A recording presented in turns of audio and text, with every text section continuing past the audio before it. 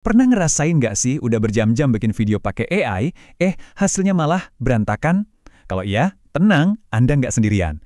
Dalam beberapa menit ke depan, kita bakal bahas satu aturan kunci yang bakal mengubah cara kerja Anda dan ngasih kendali penuh atas setiap adegan yang Anda buat. Jadi, kenapa sih video AI itu sering banget kayak lotre? Mungkin Anda udah nulis prompt yang super detail, tapi hasilnya tetap aja meleset.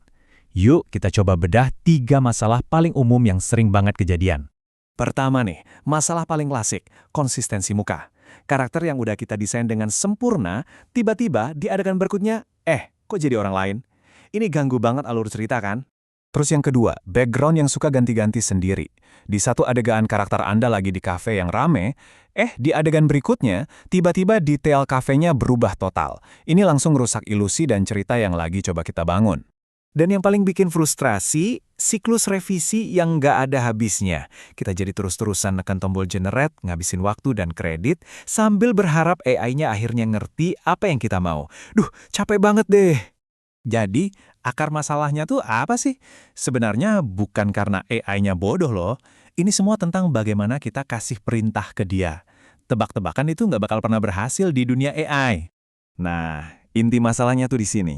AI video modern itu, pada dasarnya dia mikir pakai gambar atau image first. Waktu kita cuma kasih teks, kita itu kayak maksa dia buat nebak-nebak semuanya. Mulai dari muka, komposisi, sampai pencahayaan. Proses nebak-nebak inilah yang bikin hasilnya jadi nggak stabil dan bikin kita revisi terus-terusan. Oke, sekarang kita masuk ke intinya. Ada satu langkah super penting yang sering banget dilewatin. Sebuah rahasia yang ngebedain para profesional dari amatir. Coba deh perhatiin balik-balik kalimat ini.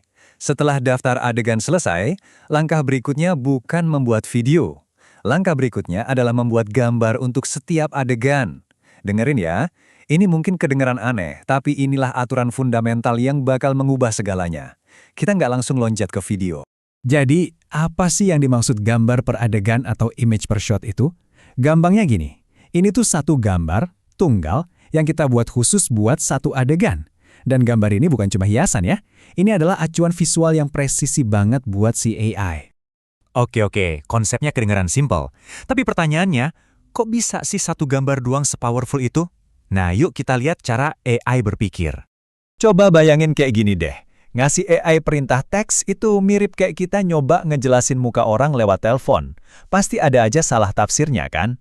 Nah, sebaliknya, ngasih referensi gambar itu sama aja kayak kita nunjukin fotonya langsung. Jelas, nggak pakai ambigu. AI itu selalu lebih percaya sama apa yang bisa dilihat. Jadi gambar referensi ini tuh tugasnya jadi semacam jangkar visual. Dia ngunci semua elemen krusial yang biasanya berantakan. Muka karakternya, komposisi adegannya, suasana pencahayaannya, sampai sudut kameranya. Dengan jangkar ini, AI nggak perlu lagi nebak-nebak. Oke, sekarang kita masuk ke bagian praktisnya. Kita lihat yuk gimana cara ini bisa mengubah alur kerja kita jadi jauh lebih efisien dan terkendali.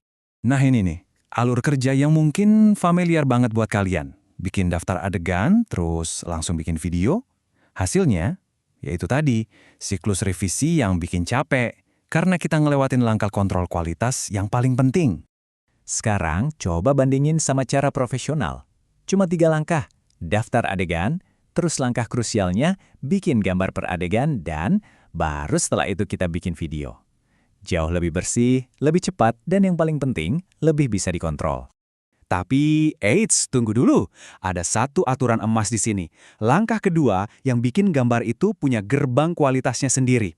Aturannya simpel, jangan pernah lanjut ke video kalau gambar referensi kita belum 100% serak di hati. Coba deh pakai daftar periksa 4 poin ini buat setiap gambar yang kalian buat. Tanya ke diri sendiri. 1. Mukanya udah konsisten belum? 2. Suasananya udah pas? 3. Lightingnya gimana? Udah bener? Dan 4. Sudut kameranya udah sesuai? Kalau ada satu aja jawaban enggak, jangan lanjut. Berhenti dulu, benerin gambarnya. Jadi apa hasilnya? Hasilnya adalah kita berubah.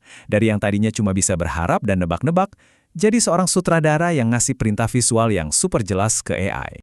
Mungkin ada yang mikir, wah ini berarti nambah kerjaan di depan dong. Sebenarnya justru sebaliknya. Ingat ini, makin banyak waktu buat bikin gambar, artinya makin sedikit waktu buat revisi video. Ini tuh investasi waktu yang bakal kebayar lunas, bukan nambah-nambahin kerjaan.